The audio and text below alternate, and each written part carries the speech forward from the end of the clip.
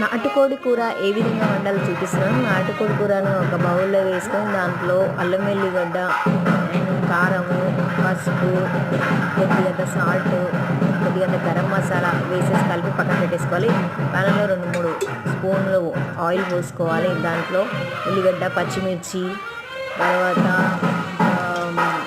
బగారా ఆకు, 2-3 ఇలాచీలు, 2-3 అవన్నీ వేసుకొని పక్కన పెట్టుకోవాలి.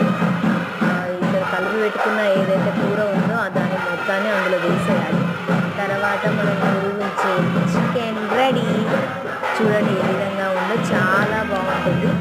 ఇదైతే జొన్నగట్టకలో తింటుంటే చాలా టేస్టీగా ఉంటుంది. చూడండి మీరు ఎంత టేస్టీగా ఉంటుంది.